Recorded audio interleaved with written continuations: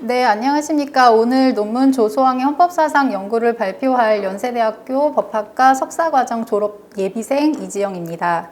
네, 저는 오늘 조소왕의 헌법사상 연구를 주제로 발표를 할 거고요. 제목에 보시면 민주공화제 구상과 삼균주의를 중심으로라고 되어 있어요. 논문의 그 흐름도 처음에 이제 조소왕 선생님께서 대한민국 임시 헌장에서 민주공화제를 구상했을 때 헌법사상과 그리고 그 이후 삼균주의로 구체화된 헌법사상의 일면을 살펴보기 때문에 이렇게 소제목을 잡았습니다. 먼저 논문 개요를 살펴보시면요. 서론에서는 조소왕의 사상 형성에 영향을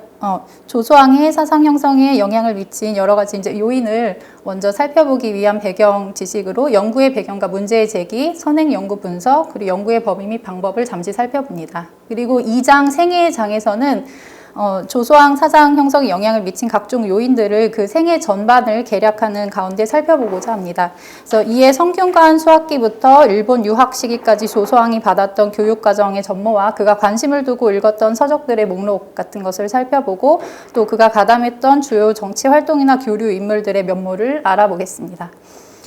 네, 그리고 제3장에서는 이제 삼균주의 구상 시기가 1930년대인데 이제 1930년대 이전 조소왕의 헌법 사상을 조소왕이 작성한 헌법 관련 문서들을 통해 살펴봄으로써 삼균주의 사상 정립 배경을 알아보고자 합니다. 이 과정에서 삼균주의로 구체화되기 이전의 인민주권론과 민주공화제 이상의 함의에 대해서 분석하고 이러한 대동단결 선언이랄지 대한독립선언서와 같이 조소왕이 기초한 삼균주의 사상 정립 이전 문서들을 분석하고자 합니다. 그리고 4장에서는 이제 삼균주의 구체적인 내용을 그 체계와 내용 그리고 현재 헌법 사상에서의 어떤 의의 등을 살펴보고자 합니다. 네, 그리고 이제 결론 논의의 정리로 들어가겠습니다. 근데 연구의 배경, 왜 연구를 하게 되었는가는 간략히 설명드리겠습니다.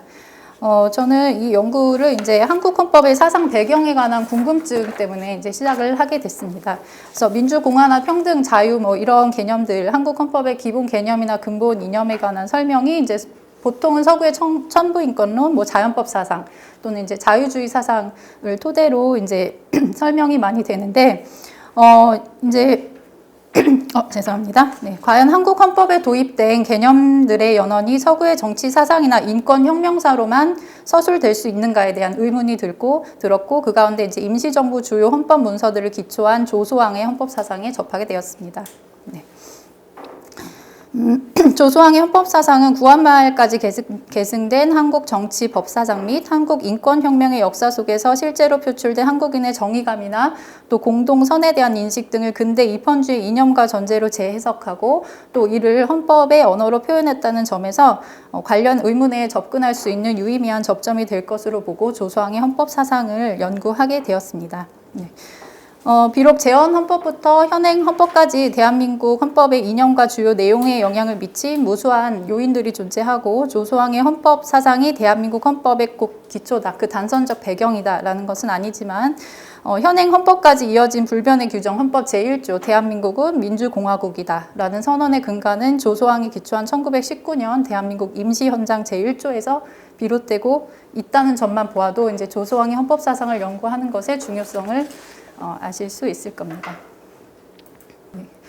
1948년 재헌헌법 작성의 중요 역할을 맡으신 유진호 선생님께서 이제 재헌헌법 초안 작성에 참고한 문서들 10개 중에서 지금 6개가 조소왕 선생님이 직접 작성한 문건이거나 혹은 조소왕이 기초한 임시정부 헌법 문서들을 바탕으로 또 건국헌법 제정기에 그 헌법 초안, 마련되었던 헌법 초안들입니다. 근데 나머지 이제 미군정에서 작성했거나 이제 북한 측 헌법 초안도 고려되었던 것으로 분석되고 있습니다.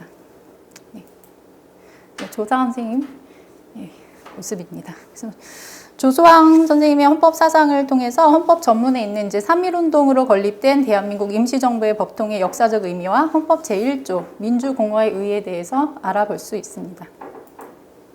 연구의 범위 및 방법은 생략하겠습니다. 네, 다음으로 조소왕 선생님 어떤 분이신지 생애를 간략히 살펴보도록 하겠습니다. 네.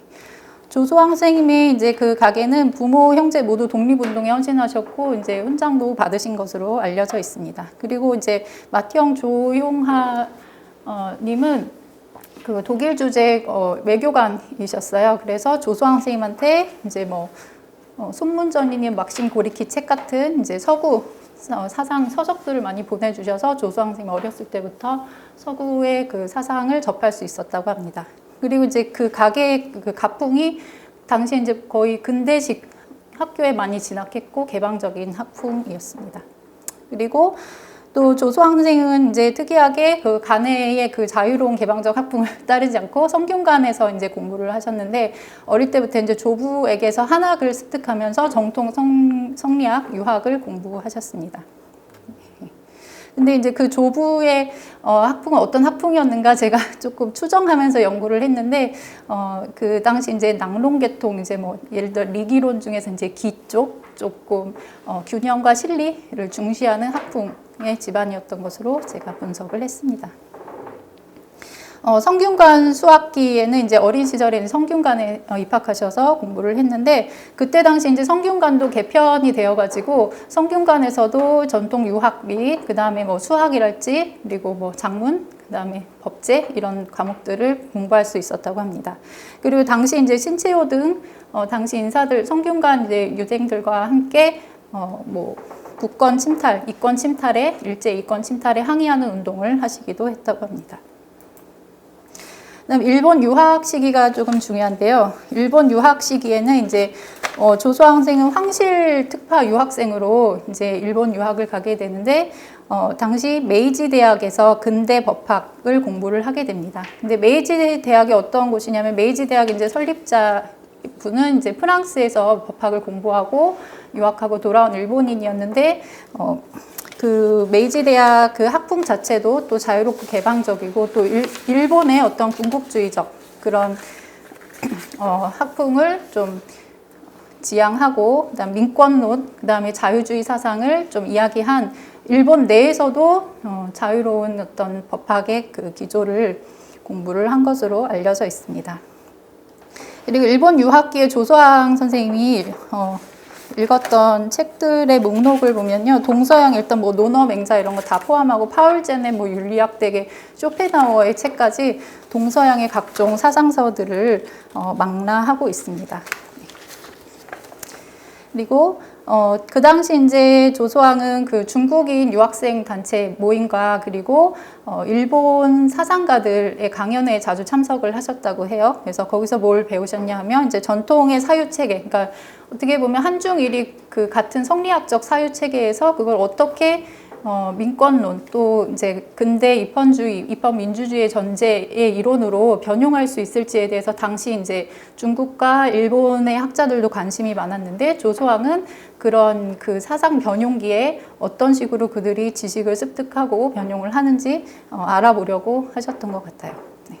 그리고 그 당시 이제 다이지타오 대게도라는 이제 중국인 유학생들과 교류하면서 중국 지식인들의 사상 변용과 신해혁명의 경과에 주목을 하게 됩니다. 이제 다이지타오는 순원의 비서로 활동했고 중국의 그 삼민주의 이론의 기초를 다진 분입니다. 그래서 이런 분들과 교류를 하면서 어떻게 또 중국이 민주주의 또는 민주주의까지는 좀 아니더라도 당시 이제 입헌주의 또 민권 신장 운동을 어떻게 진행을 했는지 상세히 파악했던 걸로 전해집니다. 또 한인 유학생들과 함께 구국 활동을 진행하시기도 했습니다. 그래서 제가 뭐 논문에는 뭐 어떤 단체에 뭐 소속됐고 아주 상세히 적어놨는데 시간 관계상 흐름만 말씀드리겠습니다. 그리고 이제 일본에서 구국 활동을 하려고 했는데 일본 경찰의 그 방해가 심해서 1913년 무렵 중국 상해로 건너가게 됩니다. 이제 당시 상해에는 이제 독립운동을 하려던 망명지사들이 많이 계셨고, 그리고 당시 이제 신규식, 박은식, 신채호 등과 함께 동제사 활동을 시작하셨고, 뭐 신화동제사, 중국 측 인사들과도 특히 이제 국민당 쪽 인사들과도 계속 교류를 했던 것으로 전해집니다. 그리고 이제 당시 1917년 대동단결선언을 작성했고 19년에는 대한독립선언서를 작성했는데 이 내용에 대해서는 추후에 자세히 살펴보겠습니다.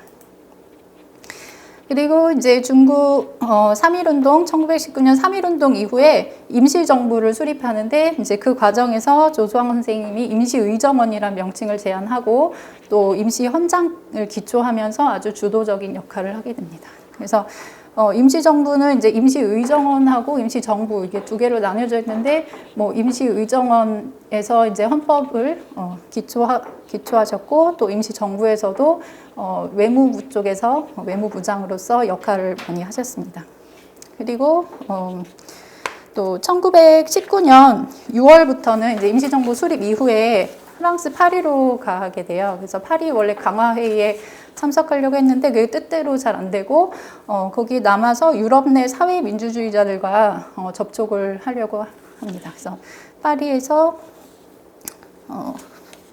계시면서 이제 활동을 하셨고 그 부분 조금 자세히 말씀드리면은 1919년 8월에는 스위스 루체른에서 개최된 만국 사회당 대회에 조선 사회당 명의로 참석을 해가지고 영불 독일어로 된 한국 민족의 독립을 위한 결의서를 제출해서 이제 사회주의자들 단체에서 통과 승인을 받았습니다. 거의 이제 이 단체는 삼인주의자들의 회합이라고 보시면 됩니다. 그리고 또 1919년 9월에는 이제 여기도 써 있지만 영국에서 노동당의 주요 인사 뭐 아서 핸더슨, 뭐 제임스 헨리 토마스를 접견을 하기도 했고 또 노동당 의원들의 도움으로 영국 의회에 한국 문제를 상정하기도 했습니다. 1920년 4월 27일에는 영국 노동당 인사들의 협조로 영국 하원에서 한국의 국제연맹 가입 문제 및 일본의 부당한 통치 행태에 관한 대정부 질문안을 마련해서 영국 의원들이 한국 문제에 대해서 영국 의회에서 논의할 수 있도록 했습니다. 그리고 또 그 외에도 1920년에 뭐 아일랜드, 뭐 이탈리아, 그리스, 리투아니아, 에스토니아 등 사회당과 접촉을 하면서 각국을 순방했습니다. 그리고 이제 당시 이제 조소왕은 파리에서 체류하면서 이런 뭐 적자부랄지 사회당 기관지를 발간하기도 하고 이제 국내 독립운동계 자신의 사상과 주의를 전달하고 또 유럽 사회주의 정당들의 회의나 규합에 한국 독립 문제를 상정해서 국제사회에서 한국 독립 문제를 지속적으로 환기하고자 하는 외교적 노력을 지속했습니다. 네, 그리고 1920년 이제 12월 이후에는 러시아 혁명 정책을 시찰하러 이제 떠나서 가서 막상 직접 보니까 소련 공산당의 이제 독재에 실망을 하게 됩니다. 그래서 사회주의의 두 갈래 이념에 대해서 분명히 인식하게 됩니다. 그리고 이제 공산주의를 비판하는 입장으로 돌아섭니다. 그래서 공산주의에 대해서는 이제 공산주의는 민족적인 주권 회복보다는 계급 투쟁과 강대국으로의 편입을 시도한다고 비판해서 민족적 주권 회복을 중시했던 민족주의자 조소왕에게 이제 공산주의는 좀 맞지 않는 사상이었던 것 같습니다. 그리고 또 한편으로는 일본 제국주의 비호 아래 성장한 자본주의 특권 계급도 동시에 비판했습니다. 이처럼 이제 새로운 국가의 구체적인 이념과 정책을 모색하면서 당대 논의되던 사상과 주의의 실제 적용 상황을 파악해 보고자 했습니다. 이제 1920년대 이후 중국 관내 독립운동 이제 임시정부 관련한 이제 활동들입니다. 무정부주의 단체 결성을 하기도 했는데 이제 나중에는 무정부주의자들이 공산주의자로 이제 회항하는 걸 보면서 좀 거리를 두었다고 합니다. 그리고 또 중국 국민당 간부들과 지속적으로 교류하면서 이제 임시정부 승인을 위한 노력을 지속하였고요. 그리고 1920년대에는 이제 임시정부의 상황이 이렇게 좋진 않았어요. 계속 분열하고 그다음에 좌우파로 민족주의 좌우파로 나뉘어서 분열할 때 이제 민족유일당 운동이나 뭐 여러 가지 통합 노력을 시도했습니다. 그리고 그 와중에 이제 1930년대 이제 임시정부 외무부장 또 내무부장으로 활동을 했고 또 35년에는 독립운동 좌우파 진영이 모두 참여한 조선민족혁명당으로 활동했는데 이때 만들어진 뭐 한국독립당이랄지 조선민족혁명당이 조소왕이 이제 당시에 창안한 삼균주의를 모두 당강으로 채택하게 됩니다. 그래서 그 당시 이제 민족주의 좌우파를 모두 아우르는 이론을 정립하려고 했다는 이제 언설도 보이고 그런 의도 가운데서 이제 조소왕의 헌법 사상인 상균주의가 제정됩니다. 그리고 이제 해방 직전 한국 독립당과 임시정부에서 조소왕의 활동은 이제 통합 한국 독립당. 그때 이제 전 당이 이제 중국 관내에 있던 좌우파 모든 진영이 합쳐서 한국 독립당 창당됐을 때 조소왕이 당의를 작성하였고 또 임시정부 외무부장직을 수행하면서 이제 독립이 가까워 오면서 임시정부 승인과 한국 독립 문제의 자주적 해결을 위해서 여러 가지 이제 성명서도 내고 뭐 선언도 발표하고 근데 이제 제가 직접 문건을 살펴본 바로는 영문으로 굉장히 많은 각국 정상들에게 보내는 선언을 작성하고 백방으로 어떻게 노력을 많이 하신 걸로 확인이 됩니다. 네. 그리고 이제 조소왕 선생님이 직접 했던 그 외교적 노력 중에 중요한 거는 이제 중국 국민당 정부에서 또 임시정부 광복군을 중국군에 편입시키려고 했던 한국 광복군 행동 9개 준승, 9개 준승을 취소하고 이를 한중간 군사협정으로 수정하기 위해서 노력을 하거나 또 뭐 중국 정부를 설득하려고 하는 그런 외교적 활동을 지속하셨습니다. 네. 그리고 해방 이후에는 귀국 후 국가 건설 준비를 하셨고, 그다음 국민의회에 참여했습니다. 그다음 신탁 통지 반대 운동을 이제 하시다가, 그리고 이제 남한의 단정이 수립되자 이제 그 남한 단정 수립을 인정하고 1950년 5월 제2대 국회의원 선거에 출마해서 전국 최다 득표로 당선되지만 6.25 전쟁 중에 납북되십니다. 그래서 1948년에는 한국 독립당과 약간 노선이 맞지 않아서 안재홍 등과 사회당을 결성하기도 합니다. 네, 이상으로 조소왕 선생님의 생애를 간략히 살펴보았고요. 그 다음에 이제 조소왕 선생님 초기 헌법 사상이라고 할 수 있는 민주공화제 구상에 대해서 살펴보겠습니다. 네. 임시정부 수립 이전, 그러니까 1919년 임시정부 수립 이전의 선언들에 내포된 근대 입헌주의 국가 구상 에 대해 살펴보겠습니다. 근데 근대 입헌주의 이거 조소왕 선생이 작성한 문건들에서 근대 입헌주의 국가 구상이 발견된다고 하는 것에 이제 의미를 알아보기 위해서 근대 입헌주의 국가의 속성, 뭐 일반적인 개념 이걸 논문에는 이제 써놨지만 여기서 뭐 자세히 다루진 않겠습니다. 이제 중요한 부분들만 이제 근대 입헌주의 국가의 속성은 다 아시는 것처럼 뭐 법치주의, 그다음에 권력의 자의성 견제, 뭐 군주 주권에 대항한 인민 주권, 뭐 자유주의, 상공업 발달 이런 것들이 이제 입헌주의의 국가의 속성이고, 또 이제 결국 이제 국민 주권주의라는 건 이제 자기 지배, 그러니까 국민들이 자기 의사에 따라서 정치적인 결사를 하고 그다음에 법을 만들고 그 법에 의해서 또 통치되는 그런 국가를 만드는 것을 의미합니다. 그래서 근대 국민 국가의 지표로는 이제 헌법의 최고의 규범성을 부여해가지고 헌법에 근거한 국가 권력의 작용을 통해서 국민의 자유와 권리를 최대한 실현하고 보장하려는 원리고, 또 오늘날 입헌주의는 이제 국민 기본권 보장이나 성문헌법주의, 권력 분립과 같은 이제 초기 입헌주의의 내용을 계승하면서 그 내용상으로 이제 요새 뭐 경제민주화 논의도 나오고 있는 것처럼 정치적 기본권뿐만이 아니라 실제 국민들의 생활을 제약하는 부자유의 요소들을 국가가 좀 관리하고 그런 부분에 있어서 간섭함으로써 국민의 실질적 자유를 증진해야 된다. 이런 식으로 이제 근대 입헌주의의 의미가 변형되고 있습니다. 그래서 조소왕의 초기 헌법 사상에서 근대 입헌주의 국가로서의 요소를 확인한다는 것은 이제 근대 국가의 성립 요소, 한국을 어떤 식으로 이론화해가지고 한국의 상황을 근대 국가로 볼 수 있게 하느냐 이런 것을 확인한다는 것이고, 또 입헌주의의 본질적 내용, 특히 국민의 기본권과 자유를 보장하려는 법치주의를 확인하려는 것이고, 또 이제 근대라는 말이 조금 사실 부담스럽긴 한데 어떻게 해석하느냐에 따라 달라서, 근데 이제 만약에 이제 당면한 그 근대라는 말을 당면한 상황의 문제를 어떻게든지 국제적 기준에 맞춰서 합리적으로 좀 개선하려는 정치적인 그 제도적으로 개선하려는 시도를 조소왕 헌법 문헌들에서 이제 파악하는 정도의 의미를 확인할 수 있습니다.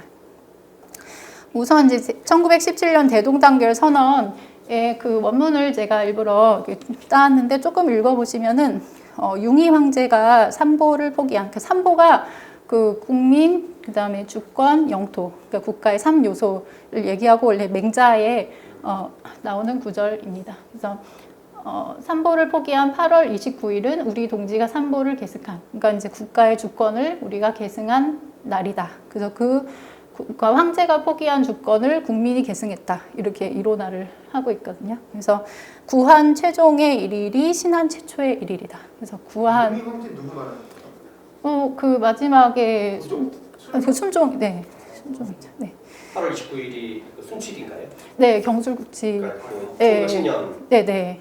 일본이랑 정한 거. 예. 그래서 경술국치 이후에 이제 그 황제가 포기한 주권은 논리 구조가 재밌네요. 네, 주권을 국민이 계승했다. 이렇게 원래 그 주권은 국민의 것이었다. 이런 식으로 해서 근데 지금 되게 당연하게 보이는데 그 당시는 황제 막 복병 운동도 있었고, 네, 국민 주권 국가를 이룩한다는 것을 이제 이론화를 하는 게 쉽지 않은 상황에서 이렇게 17년에 이론 구상을 했습니다. 그래서 구한 최종의 일일이 신한 최초의 일일이다. 그다음에 한인 간, 한국인 간의 주권 수수는 주권을 양여받는 것은 이제 역사상 불문법의 국헌이다. 이렇게 했습니다. 그래서 경술령 융희 황제의 주권 포기는 우리 국민 동지에 대한 묵시적 선의이니 이제 우리 동지는 당연히 삼보를 계승하여 통치할 특권이 있고 대통을 상속할 의무가 있다 해서 한국의 이제 국가로서의 위상을 확인하고 국민 주권의 실체로서 한인을 부각하고 있고 또 복병론을 통한 국가 재건이 아닌 국민 주권의 행사를 통한 국가 재건 또 한일 합병으로 인한 일본인의 대한제국 통치권 행사의 부당함을 밝히고 있습니다. 그래서 여기 보면 2000만의 생령, 3000리 국왕, 4000년 주권은 각각 이제 뭐 주권, 그다음에 영토, 국민, 그다음에 주권, 국민 영토 주권, 네 이렇게 해석하실 수 있습니다. 그리고 이제 1917년 대동단결 선언에 나타난 근대 입헌주의 국가 구상 보시면 이제 거기 대동단결 선언에 이제 헌법의 제정과 민정의 합한 법치를 실행할 것을 주장하였고요. 그리고 독립운동 단체들을 규합해서 최고 기관을 조직할 것을 도모했습니다. 이게 이제 임시정부의 수립의 약간 전 단계라고 보시면 됩니다. 그리고 평등의 가치를 중시했고 독립운동 단체 대표들의 회의체 기구 설립을 시도했습니다. 근데 이제 회의체라는 게 중요한데 이게 약간 이게 대의제 기구를 만들자는 그런 구상에 해당됩니다. 대동단결 선언에 나타난 근대 입헌주의 국가 구상은 이제 국권 상실된 이후에 한국을 근대 입헌주의 국가로 재건해야 되는 과제도 있고 또 독립을 해야 되는 과제가 있고 이제 중첩적인 과제를 해결하려는 그런 고심이 보입니다. 그래서 국가 성립의 요소들을 활용해서 한국의 국가로서의 위상을 일단 이론적으로라도 명백히 하고 또 한국인에게 귀속된 주권의 실체를 표명하고 또 이를 최고 기관과 헌법의 근거로 삼았다는 데 의의가 있습니다. 이론적으로. 네. 그리고 이제 1919년 대한독립선언서의 내용을 잠시 보시면은 이건 이제 28 동경 독립선언서와 3.1 서울 독립선언서와는 달리 이제 새로 건국될 국가의 구상까지 이제 지니고 있습니다. 그래서 국민주권에 양도할 수 없는 영구적인 권리를 상세히 규명을 했고 또 이는 이제 만주 지역에서 이제 독립운동 계속 진행해왔는데 그 독립운동의 맥을 이어서 군사 조직을 정비하고 각지의 독립운동가들과 기관을 연결해서 세계 정세에 부합하는 실질적인 독립투쟁을 선언하고 준비하기 위한 것이었습니다. 그래서 대한독립선언서 임시정부에서 발표된 건가요? 아직 임시정부 수립 전에 그 대한독립선언서 이제 네, 근데 오든 그거랑은 또 달라요. 네, 다른데 이제 만주 3.1운동 거잖아요.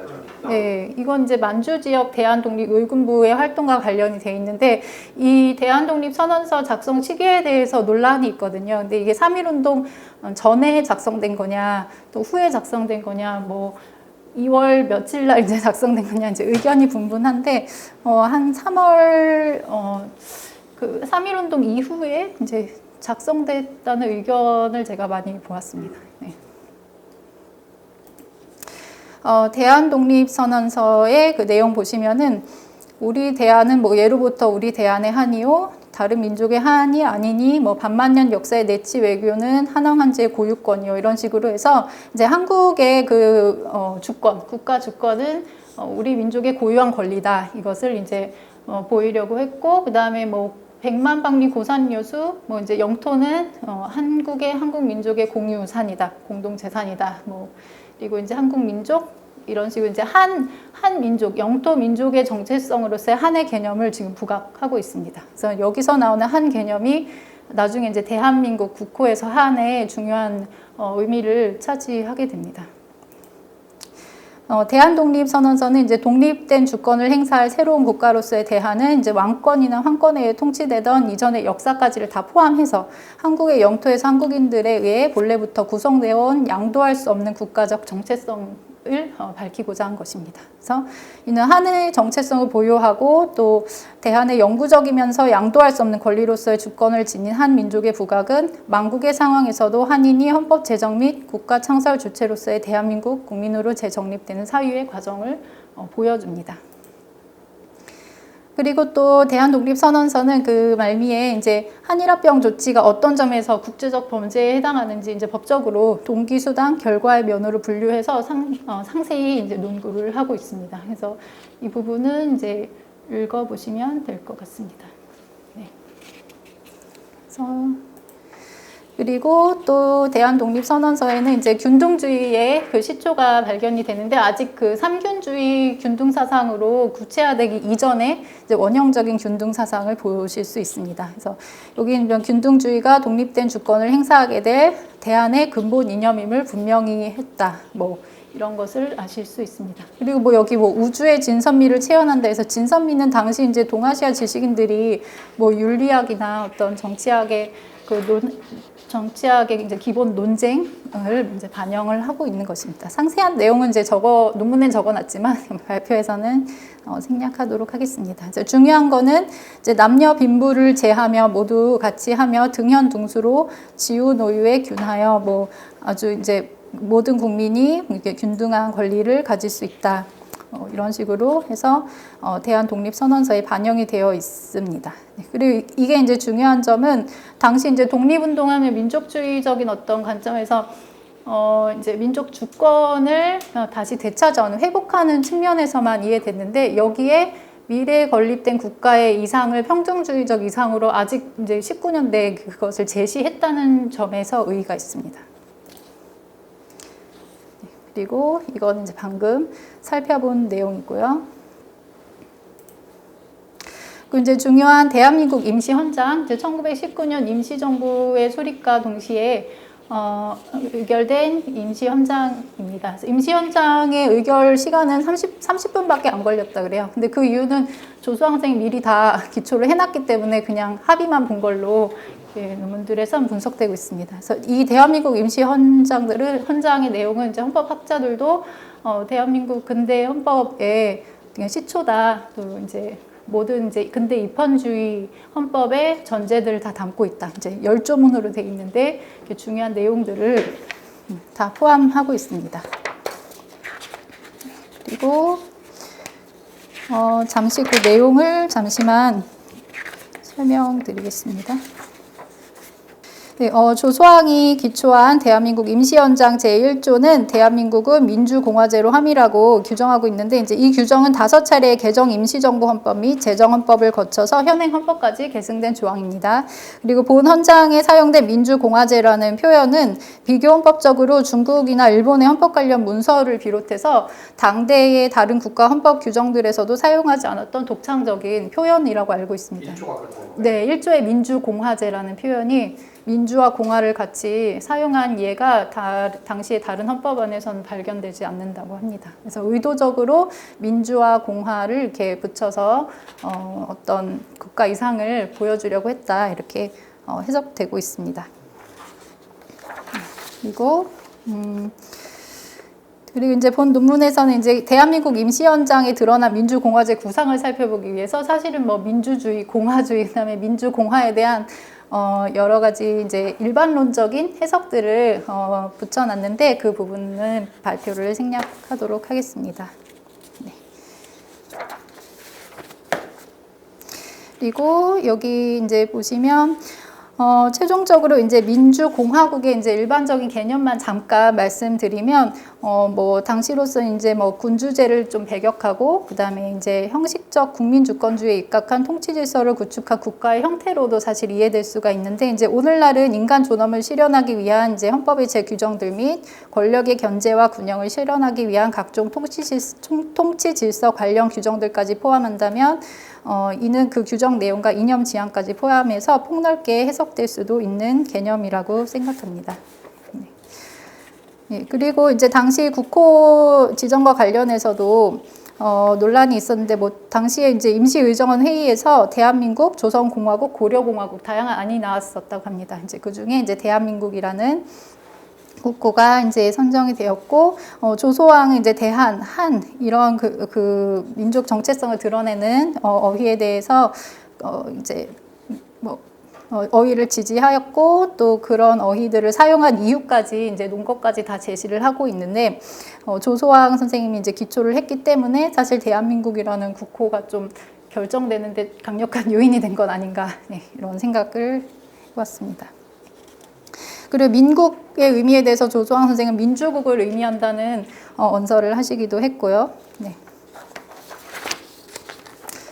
그리고 이제 2조에서 보시면은 이제 임시정부와 임시의정원으로 이제 권력기구를 이원화하고 임시의정원에 좀 비중을 둔 통치구조를 구상하였습니다. 근데 이제 임시의정원도 이게 그냥 딱 외국에 있는 의회 제도를 서구의 걸 그대로 들여왔다기보다는 사실 구한말부터 지속된 뭐 중추원 개편 논의랄지 독립협회에서 계속적으로 의회 개설 운동을 지속해왔는데 그것들의 이제 귀결이라고 보시면 됩니다.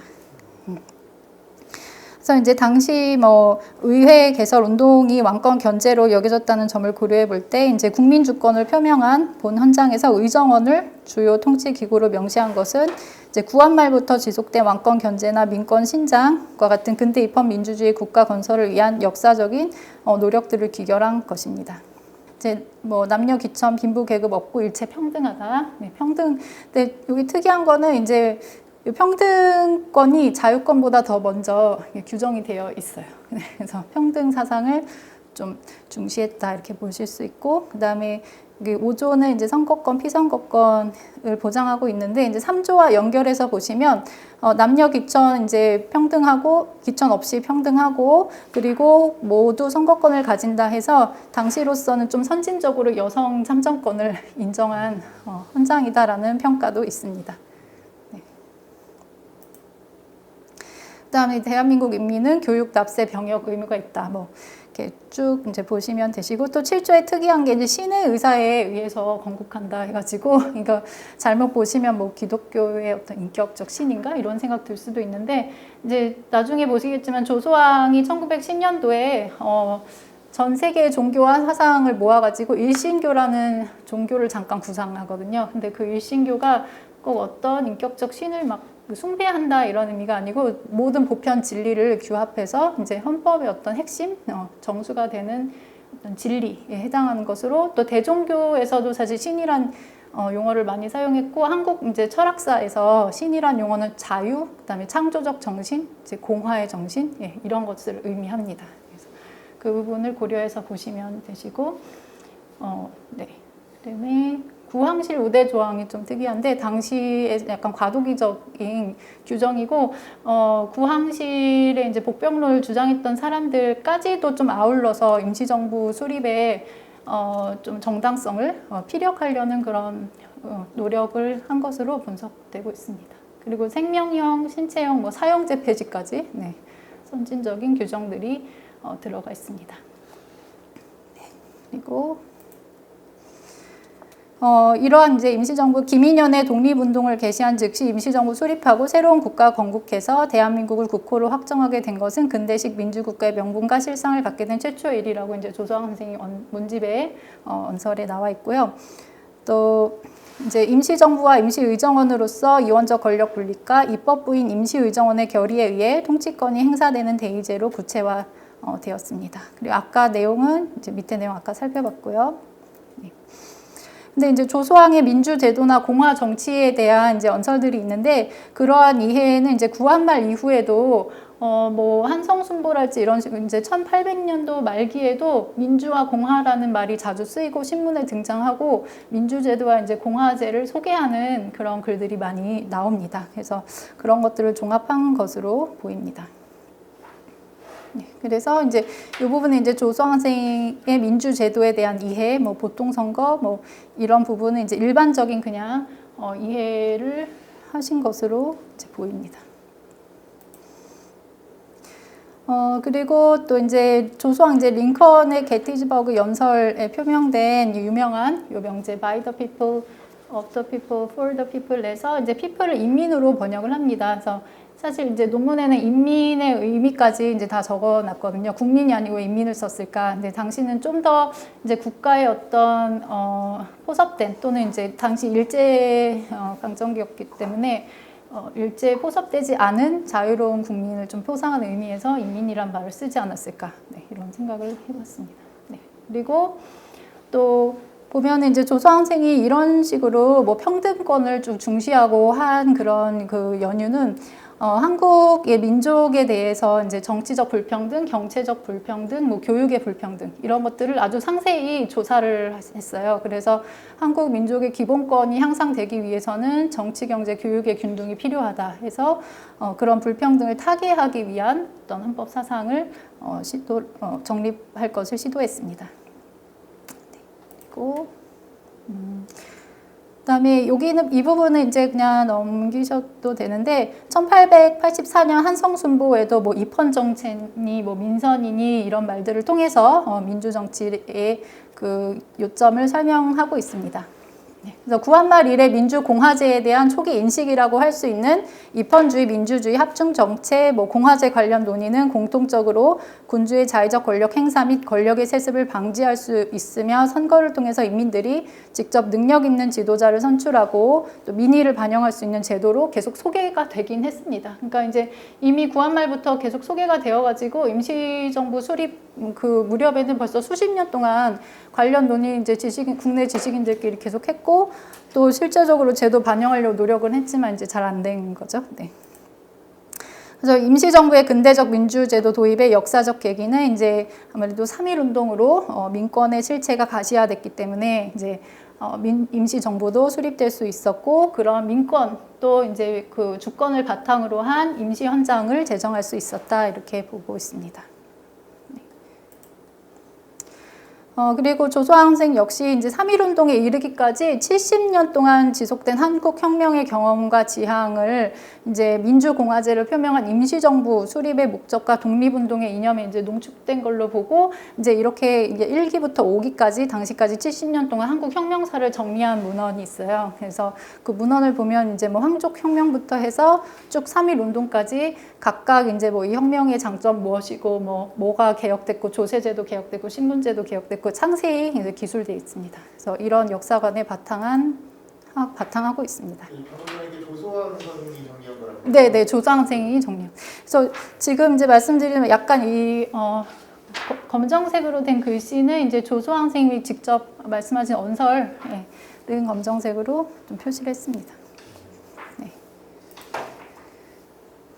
그리고 이제 임시정부의 근대적 민주제도 도입의 역사적 계기 보시면 이제 그러니까 그네들이 공동 분투한 총 결과는 김인현 3월 1일에 와서 비로소 현저한 성격을 내외에 보였으니 즉 4,000년 조국의 광영 있는 독립을 선포한가 2천만 민족의 수건이었던 자유와 평등을 세계에 선포해서 대한민국의 건립과 임시정부의 조직으로 한국 민족의 위대한 민족성을 국제적으로 선양하였다 이렇게 말씀을 하셨습니다. 그래서 3.1운동을 계기로 주권의 주체로서 인민의 지위가 부상되고 그것을 대한민국 임시헌장에 반영했다고 보시면 됩니다. 그래서 대한민국 임시헌장의 그 근대적 그 헌법 조항들이 단지 서구의 헌법의 내용을 베낀 것은 아니고 이제 이렇게 70여 년의 한국의 그 정치 개혁 운동과 그 다음에 평민 운동 철학을 모두 반영을 한 것으로 이제 조소왕 선생도 이해를 하고 있었습니다. 네. 그리고 또 임시정부에 대해서 이야기 많이 들었는데 대체 임시정부의 역할은 뭐였을까 이제 아주 간략히 이제 정리를 했는데 독립운동하는 사람들의 직결체였고 이제 우리 국토 위에 정권을 세우기까지 접속제가 됐었다. 이제 임시정부가 없었으면 그 근대식 그런 평가의 글은 언제 쓰신 글인 거예요? 이거 연도는 제가 자세히 표현들 쓰신 시점은 대체 언제? 이게 아마 1900 그 해방 이후 아니면 이제 제가 하기로는 뭐 기념식들이 있었어요. 뭐 3.1운동 기념식. 근데 해방 이전에도 그런 기념식들에서 발언하신 건데, 그러니까 정확한 연도를 제가 썼어야 됐는데 못 썼습니다. 근데 문집에 이제 보시면 이렇게 페이지 수가 있어서 바로 확인은 할 수 있습니다. 네. 그리고 이제 임시정부는 이제 뭐 봉건주의 지키려는 것도 아니고 자본주의를 고수하려는 것도 아니고 인민 대중에게 기초를 둔 정부를 조직하려는 거다 해서 임시정부 수립의 목적을 분명히 하고 있습니다. 네. 그리고 네. 그 다음으로 이제 이러한 그 조성환 선생님이 그 작성한 문건들에서 보이는 헌법 사상들의 그 사상적 기초는 이제 대동 사상이라고 이제 제가 좀 분석을 했는데, 이제 조성환 선생도 정치 신념이 대동단결이었다 이렇게 얘기하셨거든요. 근데 대동 사상이 당시 이제 동아시아 지식인들 가운데서 어떻게 보면 오늘 롤즈의 정의론처럼 정의 사회에 관한 가장 보편적인 사유 체계였다고 저는 분석을 했습니다. 네. 그리고 중국의 개혁 지사들과 대동당을 막 결성하기도 하고, 근데 이제 이상적 공동체 이념으로서의 대동 사상 잠시 살펴보시면은 사실 이제 공자의 이상 사회론에 근거하는데, 그 대동 사상, 대동 사회가 어떤 사회냐면은 사실은 이제 모든 사람이 거의 평등하고 이제 자기의 몫을 이렇게 인정받고 뭐 인간 존엄의 상태가 구현된 그런 사회라고 할 수 있습니다. 그래서 큰 도가 시행되면 천하를 공공의 공유물로 삼는다는데, 이제 서양에서도 공화주의가 레스 푸블리카, 공공의 것이라는 거잖아요. 그래서 저는 그 공화주의와 상통하는 개념이 아닐까 이렇게 생각을 했습니다. 대동주의가 이제 공공에 관한 어떻게 공공성을 담보할 것인가에 관한 이론이기 때문에 동아시아 철학에서 네. 그래서 이제 큰 도라는 건 사회에 실현되는 정의로 능력주의에 의한 공정한 인재 선발, 뭐 연대 정신의 실천, 그 다음에 약자 우선 배려, 그 다음 국민 생활 기반 확립, 뭐 독점 방지, 뭐 이런 것들을 의미합니다. 그래서 대동은 육아 정치 철학 핵심 가치인 공을 온전히 실현한 사회 국가의 공공선 혹은 현존하는 정치 권력의 통치권 행사가 민의 이익에 부합해야 한다는 것이고, 또 육아 정치 사상에서 공공선과 관련된 정의 담론은 주로 정치적 권한 배분이 정당한지 또는 이에 따른 경제적 몫의 배분 역시 모든 이의 실질적 생활을 충족할 만큼 고르게 이루어졌는가 하는 문제와 사실 밀접히 연관된 논의입니다. 인이나 덕 같은 개념도 이런 식으로 설명을 할 수 있습니다. 자세한 설명은 생략하겠습니다. 네. 그리고 이제 한국에서도 조선 중후기의 대동이라는 용어는 이제 천하의 공공의 도에 따르는 공의 구현을 지칭하는 말로 사용되었고, 뭐 조세제도 개혁을 시도한 법률을 대동법이라고도 하고, 또 이제 뭐 동학농민운동 그 시기에도 이제 민중들이 대동이라는 말을 많이 사용하기도 했습니다. 그리고 당시 독립운동기 이제 지식인들도 신채호 선생님도 마찬가지로 뭐 대동에 힘써 유교의 빛을 우주에 비출지어다 이제 이런 신념을 가지고 이제 온 사회를 평등하고 인간 존엄이 실현된 사회를 구현하겠다 하는 이상을 가지고 있었습니다. 조수왕 선생님도 마찬가지고, 또 이제 당시 이제 중국의 강유이라고 이제 유명한 사상가 있는데, 이제 강유이도 대동 사상을 특히 이제 전통 육아 철학을 서구의 입헌 헌정제도랑 연결을 해가지고 이제 평등주의적인 사유로 완전 이렇게 변용을 하거든요. 그래서 조수왕도 이제 강유이의 이런 대동 사상에 영향을 받은 것으로 알려져 있습니다. 그 다음에 순원도 마찬가지고, 네. 그리고 또 이런 대동사상과 함께 아까 잠시 말씀드린 이제 조소왕 일신교를 구상했는데, 뭐 단군, 특히 이제 민족주의 사상이기 때문에 이제 단군, 뭐 공자 예수의 핵심적 진리의 내용을 인류가 추구해야 될 공통의 이상으로 삼고, 그 핵심 진리를 육성교 또는 이제 일신교로 구상을 하게 됩니다. 근데 일신의 원리는 간단히 말씀드리면은 고루 살기여서 이제 약자를 배려하고 구성원간 균등한 생활 조건을 확립한 게 이 모든 여섯 성인들의 말씀이다라고 조상 선생님께서 종교는 통합해버린 거예요? 네, 통합해버린 종교입니다. 근데 이거는 이제 조소왕 일신 사상에서 이제 각 사람들, 인간이 어떻게 해석되느냐 하면 모두 각자 생명의 의지를 발휘할 것을 존중하는, 이제 존중받는 존엄한 존재로 표상되고 있고, 이제 오늘날 헌법의 인용과 비슷합니다. 네. 인간 존엄, 그 다음에 이런 존재들에 대한 균등한 대우를 요청하는 평등주의적 사유를 보여주고 있습니다. 이거는 이제 인간이 인간답게 살아가려면 무엇이 필요한가? 인간이 인간답게 살아갈 수 있도록 하는 생활상, 정신상의 필수 요소와 권리, 또한 정의로운 사회를 구축하는 데 필요한 공적 이성, 또한 그 의무의 바람직한 모습을 탐구하려는 헌법 사상의 기초 작업이 아닌가라고 생각을 했습니다. 네. 그리고 또 조소왕 선생이 이제 한국 철학적 기반은 유기론 철학이라고 해서 삼균주의가 이제 유기론 철학에 의한 절대 진리인 지상의 이념이다 해서 유기론 철학을 사실 상세히 들여다보려면 이것도 시간이 상당히 걸리기 때문에 이런 게 있다 이제 이런 것만 말씀드리겠습니다. 이제 중요한 거는 기를 좀 중시했는데 기라는 거는 뭐냐면 각각 개체들이 자기 고유성을 갖고 있고 그 고유성을 가진 개체들이 상대의 고유성을 해치지 않고 서로 조화롭게 공존하는 어떤 공화의 사회를 이룰 수 있는 특징이라고 보시면 됩니다. 이제 기철학에 대한 역사와 논의는 너무 깊어가지고 네, 여기서는 생략하겠습니다. 네, 그래서 조소왕의 사상체계에서 기는 모든 존재를 관통하는 존재의 의와 생명의 가치를 표상합니다. 그리고 모든 존재의 근본 원인으로서의 보편성, 하나의 기로 모든 존재가 이루어졌다고 했는데 이 기는 구체성과 고유성을 탈각하지 않은 상태에서 보편과 다양의 추구를 동시에 가능하게 하는 아까 민주주의를 위한 어떤 사상적 배경이라고도 이제 보실 수 있습니다. 네. 그리고 네, 앞서 내용을 잠시 정리하면 이제 앞서 살펴본 대동단결선언, 대한독립선언서 들은 이제 근대 국민국가 요소들을 활용해서 한국의 국가적 위상을 정립하고 한의 민족적 정체성을 일원화하고 이제 대동의 공동체적 이상을 한국 사회의 이제 독립 이후에 건국될 국가 이념으로 도입을 하고자 했던 것으로 보입니다. 대한민국 임시헌장은 3.1운동으로 드러난 인민대중의 주권의지를 총합해서 민주공화제 정부 수립과 헌법의 제정, 평등의 가치를 중시했습니다. 네.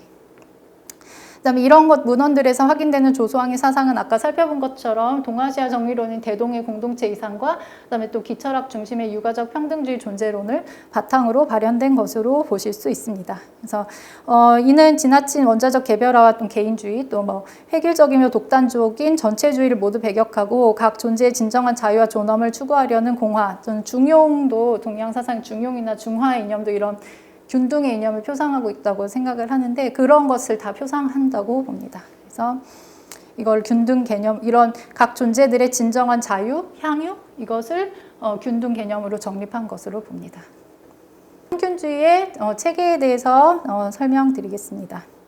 이러한 초기 헌법 문서들을 거쳐서 1930년대 이제 아까 임시정부의 분열을 좀 통합하려는 그런 시도를 가지고 삼균주의가 고안이 됐는데 조소왕 선생은 이제 전에 대한민국 그 임시 헌장에서 이야기한 민주공화에서 그런 민주주의를 넘어서 그 이후에 이제 신민주제도라는 용어를 쓰세요. 그래서 그때 당시 이제 민주제도에 대해서는 뭔가 좀 자기가 잘 모르는 상태에서 이제 허상적인 이념을 쫓았다 이런 표현도 쓰시고 삼균주의로 구체화됐을 때 비로소 민주공화의 이념이 구체화됐다 이렇게 말씀을 하셨거든요. 그래서 보시면은 이제 개인, 민족, 국제 각 사회 단위에서 정치, 경제, 교육의 균등을 실현해서 사회 구성원들이 정치 권리의 동등함, 생활 권리의 동등함, 배울 권리 동등함을 회복하고 한민족 전체가 내부적으로 각자 균형을 이루고 또 외부적으로는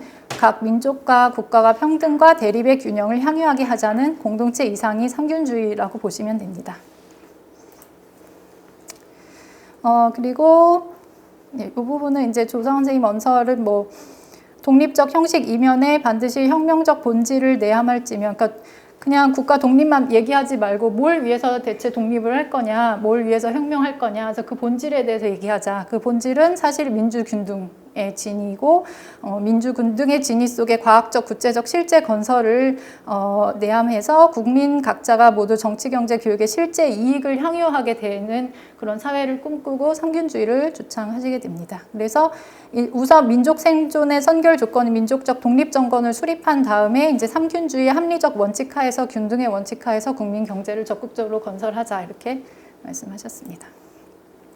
그리고 이제 그 신민주제도에서 이제 신자를 왜 더했냐 하면은 당시 이제 70여 개국 중 다수의 국가가 민주정치를 채용했긴 했지만 그 실익은 얻지 못했다고 평가하고 있습니다. 형식적 민주주의에 그쳤고 또 우리는 이제 진부한 민주적 찌꺼기를 먹지 말고 민주정치의 진수, 또 민치의 본질, 실질적 국민주권주의와 실질적 자유를 실행하자 해서 신자를 더했다 이렇게 하시고 그다음에 어떻게 해서 이제 진수와 본질을 가지게 될 수 있을까? 그러면 삼균주의, 정치, 경제, 교육의 동시적 균등을 통해서 신민주주의 달성이 가능하다. 그래서 구민주제도라는 표현을 씁니다.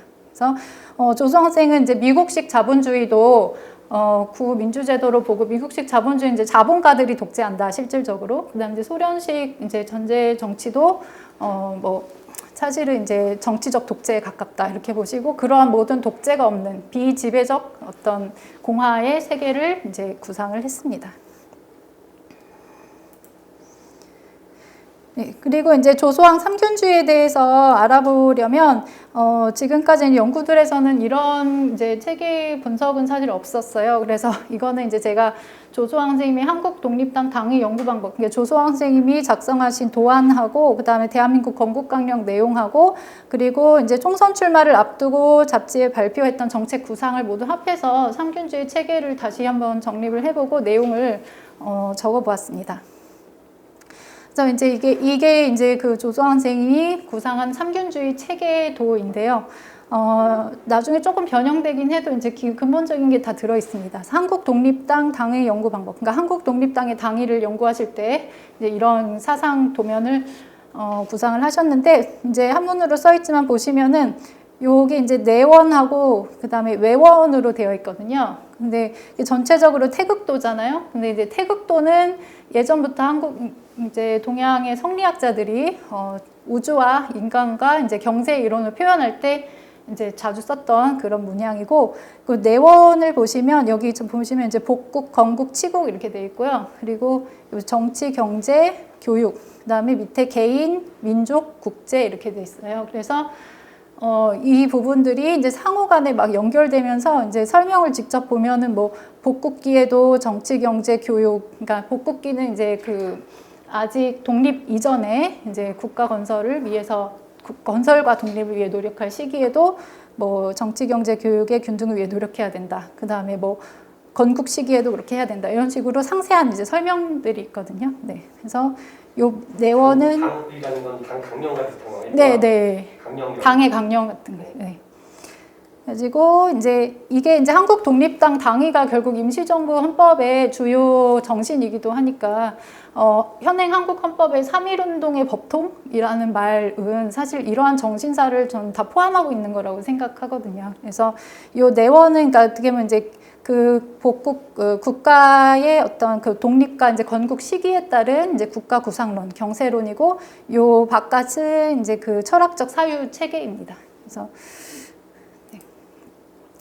그래서 뭐 내용이 이제 워낙 자세하기 때문에 그냥 간략히만 보시고 텍스트를 읽어보시면 될 것 같아요. 그래서 아까 그 위쪽 상단 라인의 복국, 건국, 치국 이것도 이제 왜 이렇게 꼭 3단계로 국가 건설의 구성 요소를 나눴나 하면 이제 당시 동아시아 약간 지식인들이 이런 식으로 이제 공자의 어떤 이상사회론을 뭐 차용해서 뭐 소강사회, 대동사회 이런 식으로 이제 단계적 이상론을 표상하거든요. 그것에 영향을 받은 것으로 보입니다. 그래서 복국 시기에는 어떻게 해야 될지, 그다음 건국 시기에는 어떻게 해야 될지 아주 상세하게 이제 규정을 하고 있습니다. 그래서 뭐 복국 시기에는 아까 그 임시 현장에서 보신 것처럼 임시정부와 임시의정원은 설립하고, 그다음에 여러 가지 이제 뭐 임시 약법을 반포하고, 그리고 실제적 기구를 독립운동 기구를 만들자 이렇게 되고, 건국 시기에는 삼균 제도를 골자로 한 헌법을 실행을 해서 이제 전국 토지 및 대생산기관의 국유. 근데 이제 사람들이 여기 조선 선생님 국유화를 대생산기관과 토지 국유화 주장했다고 해서 공산주의자 아니냐 이러는데,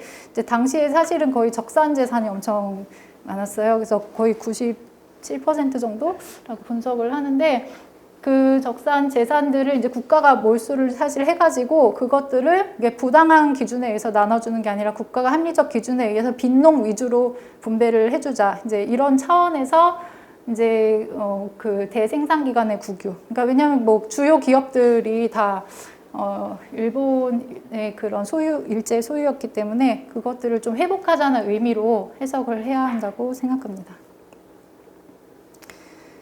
그리고 정치, 경제, 교육의 균등 해서 정치, 경제, 교육 각각 아주 세밀하게 특히 이제 1941년 건국강령, 그 건국강령에 대한 얘기를 제가 아까 드리진 않았는데, 그 독립 이전에 그 직전에 이제 건국했을 때 어떤 대한민국 만들 것인가, 이제 초기 헌법의 그 헌법 문서에 해당하는 건국강령을 작성했는데 거기에 보면 정치, 경제, 교육 각 부분별로 어떤 식으로 균등 사회를 달성할 것인지 아주 상세히 제도적으로 설명이 되어 있습니다.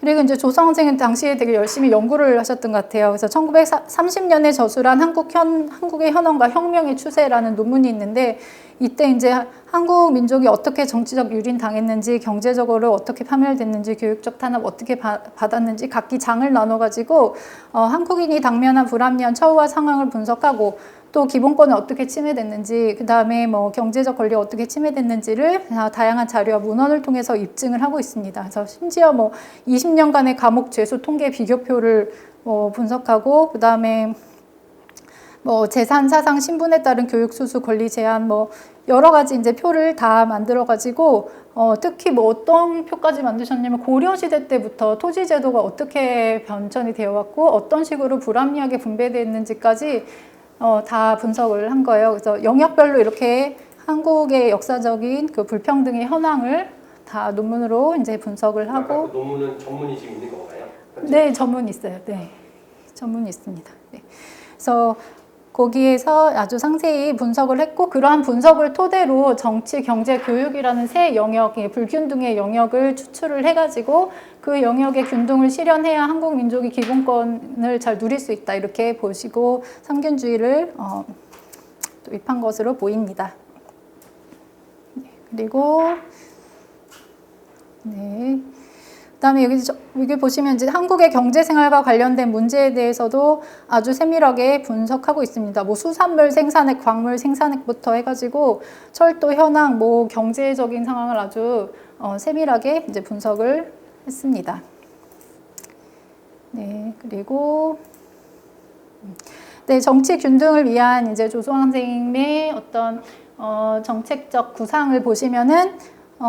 의회 정치 뭐 중선거구제까지 말씀을 하셨어요. 사표 방지를 위해서. 그 다음에 이제 언론 자유, 뭐 지방자치제도, 그 다음에 사회적 정치적 기본권 보장, 그 다음에 양성평등, 뭐 자유권, 그 다음에 통신 비밀의 자유, 보통평등, 직접 비밀선거. 오늘날 이제 헌법에 규정된 거의 대부분의 사항들을 이제 정치적 균등을 위한 구체적 정책과 그 규정으로 제안을 하셨습니다. 그리고 이제 경제 균등의 목표는 자주경제 확립과 균등사회 건설을 목표로 해가지고 대생산기관의 국가 관리, 또 인플레이션 수습, 그다음에 중소기업의 뭐 운영, 그다음에 농지개혁법 시행, 비료의 자급 생산 기반 갖출 것, 협동조합 조직, 양곡 증산 등 다양한 경제 정책에 대해서 이렇게 많은 그 대책을 마련을 한 것으로 확인되고 있습니다. 네. 그리고 이제 중요한 거는 약간 이제 사회적 기본권을 위해서 뭐 노동권 보장이랄지 최저임금제, 뭐 단체 행동권 보장, 그 다음에 사회보험제, 뭐 실업보험제까지 주장한 것으로 이제 확인됩니다. 또 교육의 균등을 위해서 이제 국비 교육을 주장을 했고, 그 다음에 뭐 교과서 구경 발행, 그리고 고등 기본 교육을 위한 비용 국가 부담 이런 식으로 이제 의무 교육을 주장을 했습니다. 그리고 아까 그 보신 원형 도면에서 밑쪽에 보면은 이런 균등권이 어떻게 어디까지 적용되는가 그 범위가 나와 있는데 그 밑줄에 개인, 민족, 국제 균등권 적용 범위에서 개인과 민족과 국제 의미에 대해서도 상세히 상수를 하고 있습니다. 그래서 뭐 개인은 이제 민족의 단위이고 개인의 그 기본권이 보장이 돼야 민족의 운명이 민족도 균등해진다 이렇게 보고 민족의 균등을 또 확대해서 국제 균등까지 이제 나아가는 그런 확대 구조를 보여주고 있습니다. 네, 그리고 결국 이제 정치, 경제, 교육의 균등을 기초로 신민주국을 건설해서 안으로는 국민 각계의 균등생을 확보하고 밖으로는 민족과 민족, 국가, 국제 평등을 실현하고 나아가 세계 일가의 진로로 향하는 것이라고 삼균주의 목표를 이야기했습니다. 네.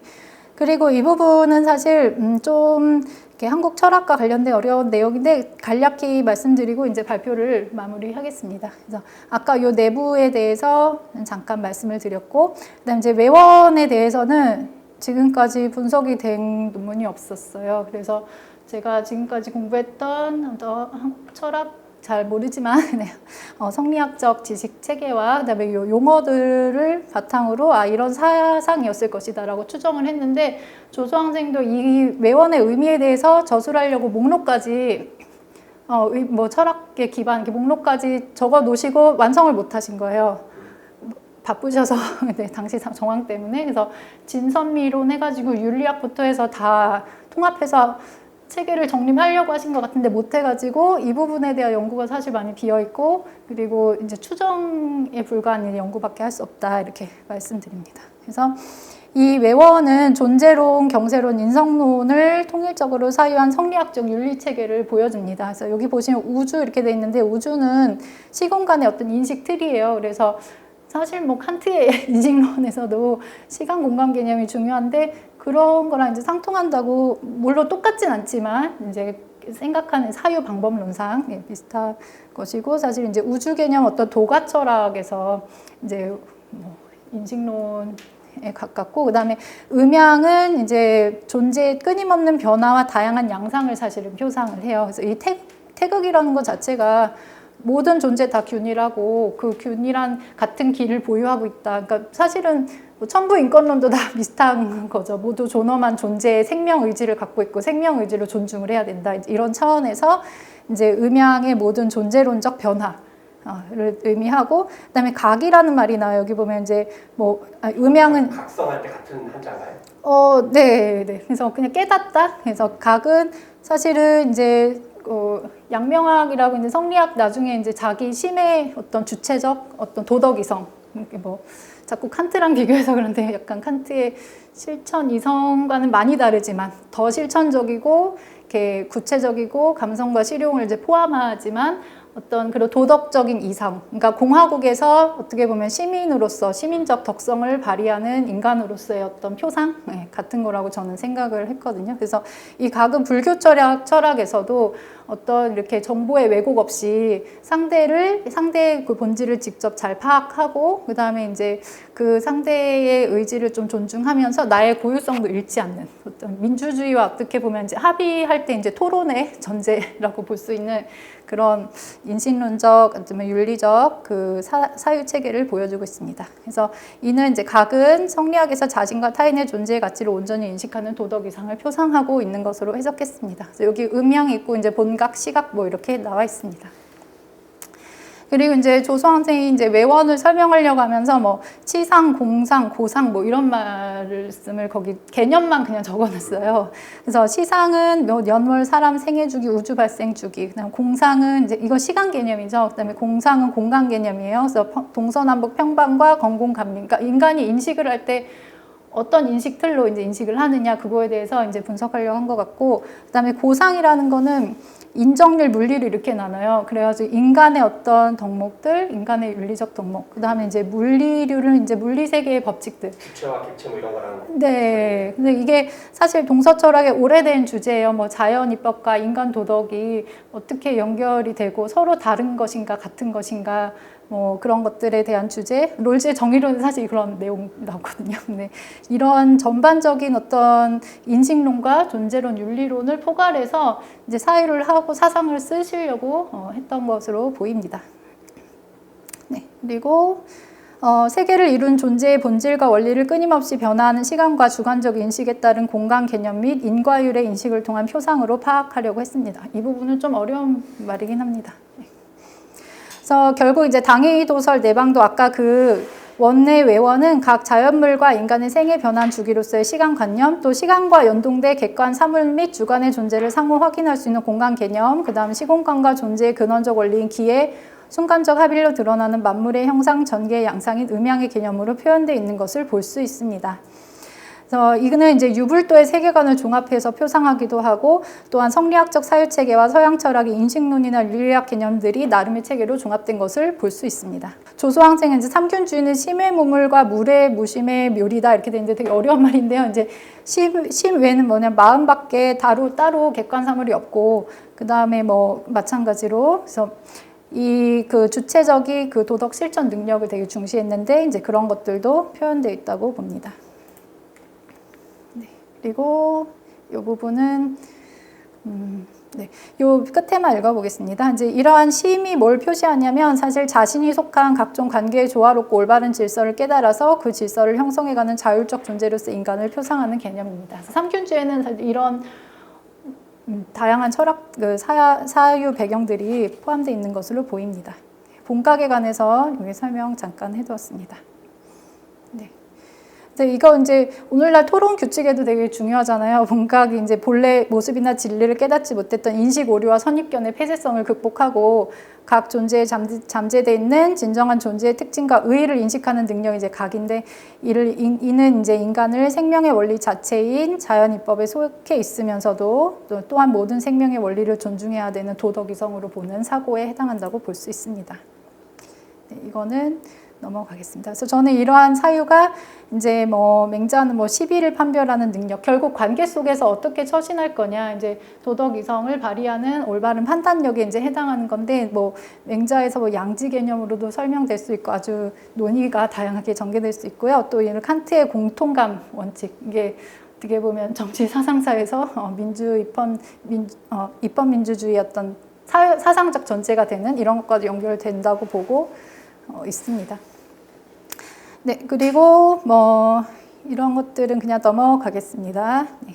그리고 여기서 이제 그 삼균주의 균등 개념은 어떻게 보면 관계적 균형의 상태라고 보시면 돼요. 그러니까 뭘 다 똑같이 나눠주지 않은 산술적 평등이 아니고 어떻게 보면 이제 평등 개념을 항상 얘기하는 상대적 평등이긴 한데 이제 서로의 본질을 잘 이해하는 가운데서 공화적 시민이라는 게 이제 그런 거잖아요. 각자 이제 사회에서 자기 인정을 누리면서 또 자기 존재와 자유를 누리는 그런 인간들이 서로 공화하고 조화하자, 이제 이게 공화주의의 이상인데 그런 것들을 균등의 개념으로 이제 표현한 것으로 봅니다. 그래서 저는 이제 삼균주의 그 균등 개념이 오늘날 얘기하는 공화주의 이념과도 상당히 맞닿아 있다고 생각하고 그 부분에 대해서도 이제 논문에 분석을 해놓긴 했습니다. 네, 그리고 이 부분은 아까 이야기해드렸습니다. 네, 그리고 이제 진짜 마지막인데 삼균주의 이론적 특징, 이러한 삼균주의는 사실 균등한 생활을 할 권리로 집약을 되거든요. 그래서 이 균등한 생활을 할 권리는 오늘날 복지국가의 원리나 이제 경제적 평등까지 포함한 실질적 평등을 추구하고 인간다운 생활할 권리와 같은 헌법적 개념들과 연동이 됩니다. 그리고 또 조소왕의 민족주의는 이제 개방적 민족주의에 해당하는 것으로 볼 수 있습니다. 그래서 지금 시간이 많이 지났기 때문에 관련 헌법 논의는 조금 생략하고 이렇게 슬라이드만 보여드리고 마지막에 중요 의의만 설명드리고 마치겠습니다. 네.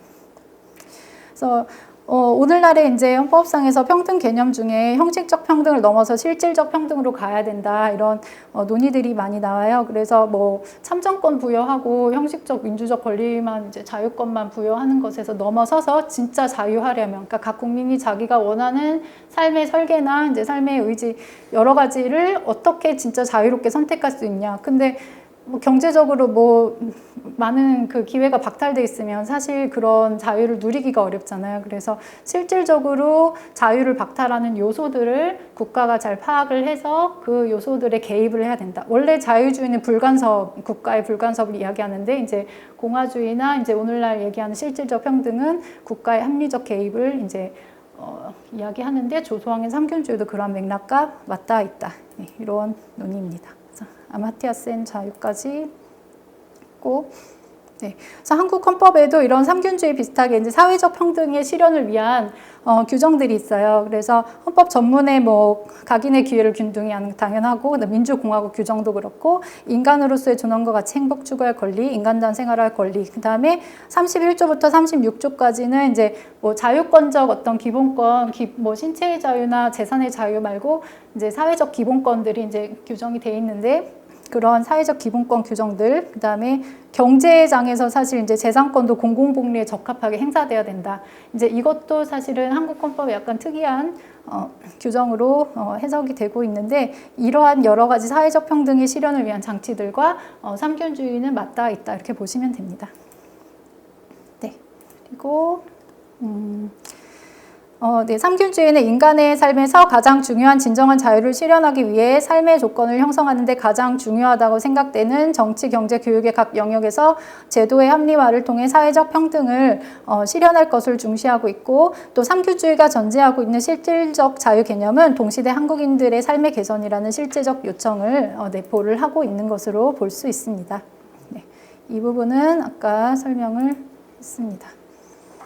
그리고 이제 균등한 생활을 할 권리는 인간다운 생활을 할 권리와 약간 유사한 것으로 제가 이제 분석을 하고 있습니다. 근데 인간다운 생활, 우리 헌법상의 인간다운 생활을 할 권리에 대한 학설도 사실 되게 분분하고, 뭐 어느 정도가 인간다운 생활을 권리인가, 국민들이 어떤 생활 정도 수준을 보장해야지 그것을 어떤 수준으로 헌법에 이제 보장을 해야 정말 인간다운 생활을 할 수 있을까에 대한 논의는 생각만 해도 굉장히 광범위하고 또 그 정도가 다 다르고, 사실은 이러한 거는 어떻게 보면 정치적 사회적 합의에 의해서 입법에 의해서 결정되는 문제인데, 그거와 이제 유사한 권리 구조를 보이고 있습니다. 네. 그리고 이제 조정 학생은 그 응분의 원칙에 의거해서 불합리한 상황을 타개해야 된다고 했어요. 그러니까 이제 산술적 평등이 아니라 각자 맞는 몫을 받을 수 있도록 하자. 근데 이게 정의론에서 굉장히 어려운 주제잖아요. 그래서 이 실질적 자유 실현을 방해하며 사회 정의 실현을 요원하게 하는 실질적 불평등의 요인들을 제거해서 좀 모든 개인들이 이 정도면 정의롭다, 또 이 정도면 좀 합리적이다라고 느끼는 수준에 도달한 상태를 이제 균등의 상태로 보았는데, 이것을 이제 헌법 이론적으로 이야기하기엔 상당히 복잡한 내용이긴 합니다. 네, 그리고 이는 이제 절대적인 물질 수준의 최대치 보장을 이제 최균 최평한 수준까지 보장을 하자 이렇게 했는데, 이게 꼭 물질 수준 최대치 보장을 뜻한다기보다는 국민들이 최대한 합의가 가능하고 서로 용인할 만한 이 정도면 정의롭지 이렇게 용인할 만한 사회적 자원의 배분 지점을 이제 정치인들이 그것을 깨닫고 그것들을 정책화해서 이제 균등한 사회를 이루어야 된다고 본 것이라고 분석했습니다. 균등한 생활의 정도는 안정적인 사회적 평등의 지점을 찾고 실질적 자유의 느낌을 향유할 수 있는 정의의 문제와 밀접히 연관되어 있다고 볼 수 있는데, 인간다운 생활의 정도 역시 그 합의 시점에서 이처럼 현실을 고려한 상태에서 최대한 사회적 정의를 구현하는 방식으로 찾아져야 한다는 점에서 그 권리 구현이 유사하다고 볼 수 있습니다. 네. 그리고 이제 당시 조소함의 삼균주의를 포함한 그 헌법 초안들에는 생활균등권 개념이 있었어요. 그리고 거기에는 이렇게 여러 가지 내용들이 들어있었고, 특히 실업보험과 관련된 내용들이 이제 들어있었고, 그리고 삼균주의에 직접 영향을 받은 헌법안들은 이 생활균등권 확보를 위해서 경제정책과 각종 사회보험 제도를 한 항목에 포함하고 있었거든요. 근데 오늘날 이제 헌법에서는 사회적 기본권 규정하고 경제의 장이 완전 분리돼 있거든요. 그래서 이제 그 당시 조소왕이 이제 생활균등권, 어떻게 보면 사회적 기본권 보장을 위한 위해서 기획한 그런 규정들이 재헌헌법에는 좀 이렇게 다 반영된 건 아닌 상태로 이렇게 제정이 됐다고 보시면 됩니다. 또 이제 당시 근데 이런 균등 이론은 그 독립운동기 일반적인 이제 지식인들, 법학 지식인들의 생각이었던 것 같기도 해요. 그래서 유진호에 따르면 재헌헌법의 기본 정신은 정치적 민주주의와 경제적 사회적 민주주의와의 조화를 꾀하려고 한다라고는 써있지만, 사실 재헌헌법은 꼭 그에 부합하게 제정되지는 않았습니다. 네. 그리고 그 재헌헌법 제정 당시에 이제 헌법 제정 위원장에게 어떤 헌법 제정 회의할 때 이제 어떤 분이 물어봤다 그래요. 그 재헌헌법이 조소왕 삼균주의에 따른 거냐 그랬더니 이제 그 서상일 위원장인가 그분이 재헌헌법은 그걸 다 포괄을 해서 만민균등주의를 표상하고 있다. 그래서 결국 이제 사회적 민주주의까지, 어떻게 보면 오늘날 경제 민주화랑은 조금 다르긴 한데 어쨌든 정치와 경제의 그 실질적 민주주의를 동시에 보장하는 걸로. 근데 좋은 말들을 다 수렴한 네네. 동서양과 네 맞습니다. 중국, 유럽, 한국, 네. 일본 이런 거 다 포함해서. 네. 그리고 이제 삼균주의와 개방적 민족주의는 이제 보시면 조소왕 선생이 이제 민족주의 사상가긴 했는데 폐쇄적 민족주의는 아니라는 점을 제가 이제 논구를 했습니다. 네. 그리고 이 부분은 네. 그래서 개방적 민족주의 개념만 잠깐 보시면은 인간 존재와 민족의 존재적 관계성과 공존의 상황을 인정하고 다른 존재에 대한 무한한 소유욕을 자제하는 민족주의 이상을 개방적 민족주의라고 분류할 수 있고 조소왕 선생의 민족주의도 이에 해당하는 것으로 볼 수 있습니다. 그리고 이제 한국에서 독립운동기 민족주의는 이제 반제국주의와 반식민주의 저항적 성격을 기반으로 해서 형성이 되기도 했고 또 국제사회에서 국가 주권에 대한 인식과 동시에 주권 상실을 겪으면서 군주제 이후 민족 독립국가를 건설하려는 복합적인 인식 가운데 이제 민족주의가 구상이 됐는데 이때 이제 개방적 민족주의는 사실은 독립된 국가, 그 다음에 민주공화제 구상의 기틀이 된다고 보고 있거든요. 그래서 조소왕 선생이 이제 개방적 민족주의가 그 모든 그러니까 개인, 민족, 국제까지 아우르는 평등을 추진하는 평등을 그 기획한 그런 사상의 바탕이 된 것으로 보입니다. 네. 그리고 조소왕의 민족주의는 당시 상황에서 민족주의적 공동선과 황권으로부터 해방돼서 민족으로 연대하게 된 민중의 주권의식을 균등한 삶과 연결을 해서 민족 단위 국가 건설 이념까지 제시하는 가운데 더욱 구체화됐습니다. 그래서 이게 되게 별건 아닌 것 같은데 당시 이제 민족의 어떤 공동선이라는 개념을 막 표상해가지고 그것을 균등한 삶이랑 이론적으로 연결을 한 거예요. 그래서 그걸 민주공화제의 어떤 핵심 이념으로 이제 삼으려고 했던 거죠. 네. 그래서 네, 그리고 뭐 인민은 어느 시대를 막론하고 이제 해방하려고 투쟁을 하고 있다. 그래서 이제 삼균주의 사회로 발전하고 있다. 삼균주의는 이런 역사적 발전에 의해서 한국에서 탄생한 것이다. 이렇게 말씀을 하셨습니다. 네. 그리고 이제 조소왕 선생님 균등주의에는 또 대종교의 민족적 평등과 공화의 의식도 좀 들어가 있긴 합니다. 네. 네. 그리고 이제 우리 헌법에 이제 보면 안으로 국민 생활의 균등한 향상 기하고 밖으로는 항구적인 세계 평화, 인류 공영에 이바지할 것, 뭐 이런 구절이 있는데 이 구절을 잘 생각해 보시면 지금까지 제가 발표한 그 개인 민족 국제 개방적 민족주의로서의 이제 조소왕 헌법 사상의 영향을 보실 수가 있습니다. 네, 그리고 또 정의 인도와 동포애로서 민족의 단결을 공고히 한다는 것, 그 다음에 모든 사회적 폐습과 불이 타파하고 자율과 조화를 바탕으로 자유민주적 기본 질서를 더 확고히 한다 해서 이제 자유민주적 기본 질서를 어떤 분들은 자유민주주의를 수호하자 가지고 네, 오른쪽에 계신 분들은 좀 배타적 자유를 주장을 하는데 저는 이 자유민주적 기본 질서는 임시정부의 법통을 생각한다면 민족 내 구성원 간 지배와 억압 관계를 타파하고 꼭 재산권의 자유만 의미하는 게 아니라 이제 구성원들 각기 실질적 자유를 누리고 주권을 행사하고 연대할 수 있는 이제 개방적 민족주의에 바탕한 민주공화의 이상, 그러니까 결국 균등의 이상을 조금 가미한 형태로서의 형태로서 자유민주적 기본 질서를 이해해야 되는 건 아닌가 이런 생각을 했습니다. 네. 그리고 이제 마지막입니다. 이제 민주공화, 평등, 자유, 인간다운 생활의 권리 등 한국 헌법의 사상 배경에 대한 궁금증에서 출발한 본 논문은 이와 같은 명제와 가치를 임시정부 헌법에 반영하려 노력한 조소왕의 헌법 사상 전개를 통해서 해당 개념들이 단지 서구에서 수입되거나 또한 따라서 한국의 사상과 역사와는 분리된 것이 아님을 밝혀보고자 했습니다. 네. 네.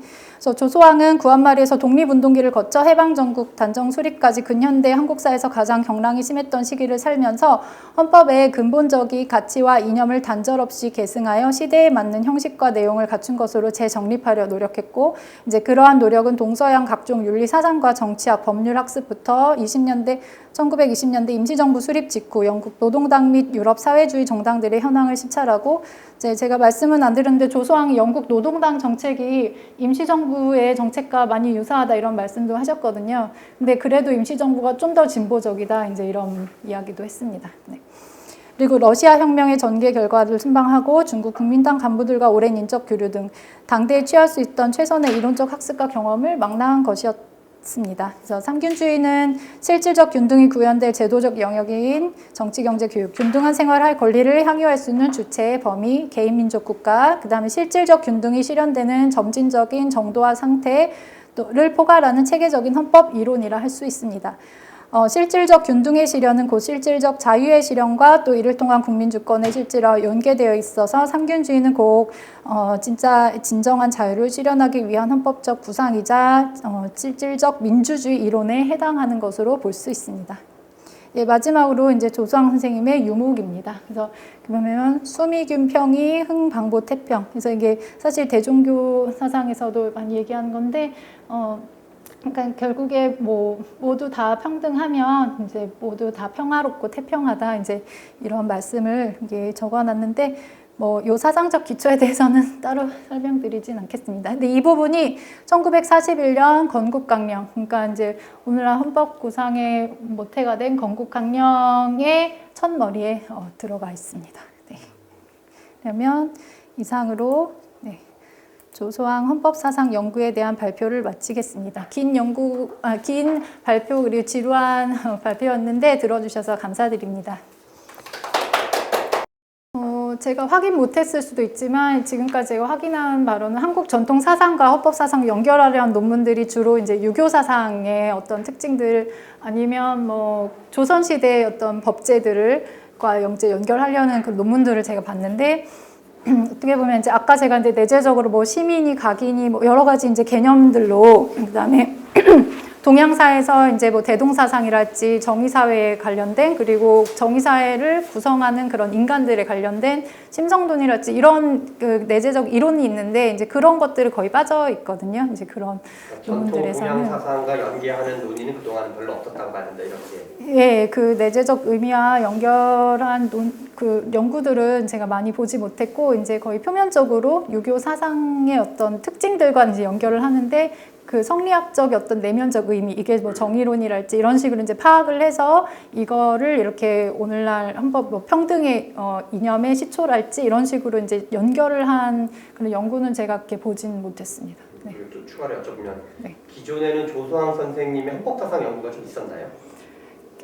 제가 하시기 알기로는 전에? 조금 이렇게 연구는 많이 나오긴 나왔는데 아까 말씀드린 것처럼 제가 뭐 이렇게 당위도설 내방도 막 분석했잖아요. 이제 그런 식으로 분석한 논문은 없었습니다. 네. 그럼 이제 우리가 구한말 조선 네. 구한말과 새로 이제 건국기 사이가 과도기라고 표현하면 네. 그 과도기를 이게 결국 이제 말 그대로 과도기 또는 연결하는 건데 네. 그때에 관한 연구들은 좀 있나요? 보통 드물다고 봐야 되는 건가요? 있긴 있는데 역사학자나 정치학자들에 의해서 몇몇 연구하시는 특정한 분들 계시거든요. 그분들에 의해서 많이 규명된 거는 있는데 이렇게 뭐 조소한 개인에 관해서는 뭐 생애에 관해서는 당연히 분석 많이 돼 있고 또 아까 이제 대한민국 임시 헌장에 관련돼서 개별적으로 이제 분석된 논문들은 있어요. 근데 이거를 총체적으로 헌법 사상적으로 연구한 논문은 없고 아까 말씀 주신 것처럼 그런 연구는 꽤 그래도 있습니다.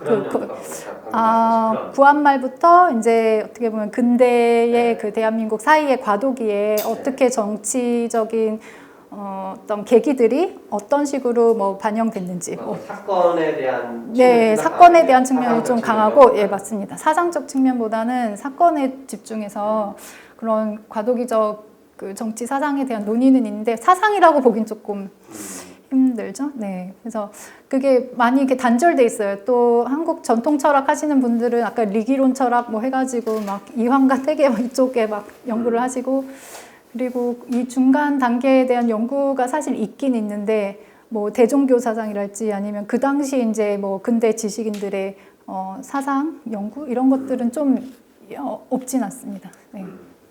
그냥 또 헌법 사상이라는 관점에서 이제 네. 그거는 뭐 흔치 않게 이런 네. 말씀이신 거죠. 네, 말씀 잘 들었습니다. 네. 네, 감사합니다. 네. 마치도록 하겠습니다.